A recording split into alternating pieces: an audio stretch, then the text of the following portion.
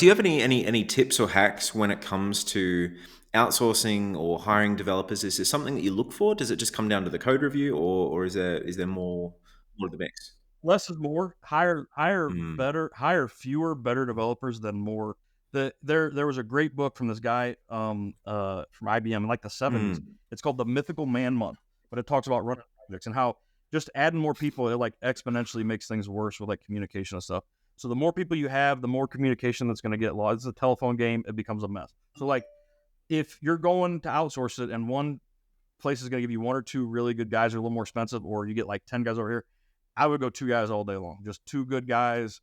You don't need more than, I mean, I'm telling you, you four guys, you give me three good guys and I can move them. mm, I don't need 50 people. mm, You can do a lot with 4 to 6 devs. So you don't need a huge team. You mm. need effective people, right? What does a SEAL Team 6 developer look like to you? Are there any sort of traits that kind Right. of give it away? Is it like, what if you're looking at, I don't know, yeah, what would you look at to identify this is my guy?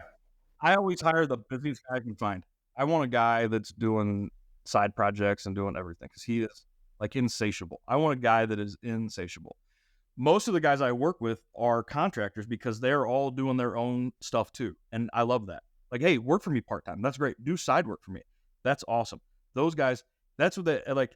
I heard that quote a long time. It was like, always find the busiest guy to do something because the guy that isn't busy, he can't ever manage. But that guy that's busy, he's knocking things out. If somebody's not doing side work, they don't seem like they love it to me. And maybe that's a an antiquated hustle mentality, whatever. Mm, But I just know the best guys I've worked with all are just engross themselves in it, and they're constantly busy, constantly tinkering, constantly doing stuff. And even if they're not doing something to mm, get paid for, just tinkering, messing, just writing their own book, whatever. I want somebody that is the guy that is just like I said, insatiable, just wants it the most. And I will hire someone with less skills because here's the thing about this. So like I said, I just hit 25 years. I've been a professional developer for 25 years. I've had to relearn my job every 5 years. Technology is so much different than that. Like, 10 years ago, we have iPhones. Now, mm, you got mobile apps and all this stuff. Like, everything's AI. Now, AI is gonna like wipe out a lot of this stuff. We're gonna have to relearn how to do all this stuff. How are we gonna do with AI? How are we gonna make websites that are AI compatible? So, like, it's very hard to start your career, do one technology, and then retire mm, in that technology, right? So you've got constant got to be learning. They've got to be up on new stuff. So if you're truly just like going to the office and clocking 40 hours and you're out, you're that guy that's trying to do one technology and go. That's cool, but that's not what us in this industry are looking for. We need guys that are going to constantly be learning, constantly pushing envelopes, not just mm. tell me exactly what to do and I'll do exactly what you tell me to do, no more, no less. That's if you hear people asking questions like that, be like, great, thanks. You're probably a good developer, but I don't think you're for me. I need a guy that's in it to win it. Um, and other than that, it's like I said, I hire for attitude more than aptitude because getting a kid that wants it is so much better. He can learn any decent developer can learn any language pretty quickly. It's really not that hard. Mm, It's getting that attitude. Someone that's gonna work, someone that's gonna like tirelessly, they're gonna get a bug and they're just gonna mm. chew on it until bird dog it till it's fixed. Those guys are hard to find. If you find somebody with that attitude, hire them and then train them, and you'll be so much happier.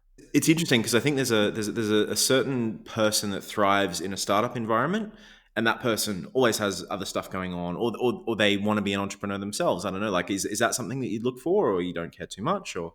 Oh, I do. I do. I have a very yeah no. I have spawned multiple businesses. I hired young guys. I said, listen, give me 2 years. I will train you.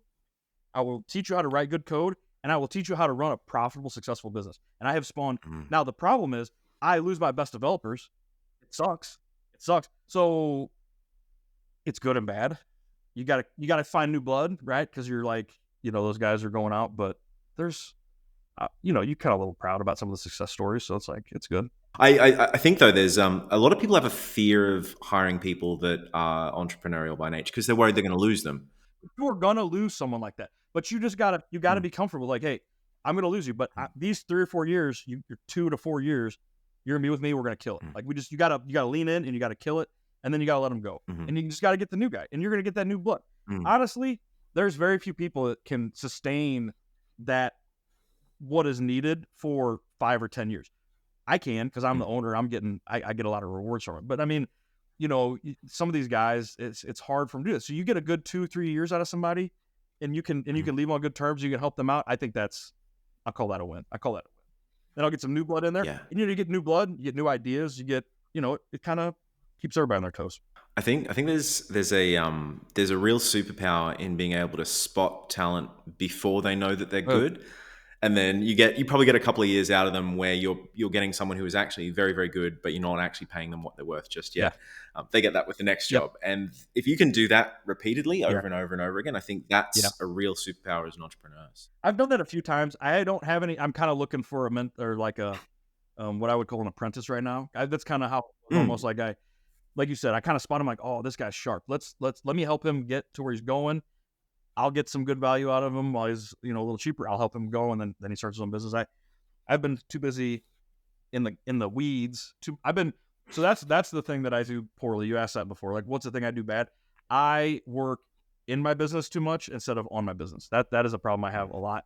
I have two heads down in it, and so I've kind of been needing a new apprentice probably for the last few years to just kind of get some of that new blood in, and like kind of jumpstart that a little bit. So that's probably the thing I'm gonna is there a good place to find developer talent um, that's a little bit outside the box? college. I went to I had this girl who was working with me, and she was like a Mm, fresh grad. She was doing like QA and stuff. And I said, "Hey, you're just out of college. Like, go back mm, there and find. Is there like a computer science group or somebody you can talk to?" And she got me this kid, and he's the best mobile developer I've ever worked with. He's awesome. And but again, he was young, but he had a couple apps on the app store. I'm like, perfect, love it. I was like, hired. Let's go. If you already got two apps, get an app on the app store is a major pain in the butt. Oh my god. mm. Um, even if it's simple. And so I think that's interesting. Like going back to your college, go to your alma mater, be like, hey, I want a couple interns, and just maybe start there, something like that. There's a lot of I think that there's a lot of good Ukrainian guys for sure. I've worked with a few really Mm. sharp ones. Paying them's a little funky with some of the, there's some downside to that. But like I said, I kind of think of it like a farm team. I like to grow them.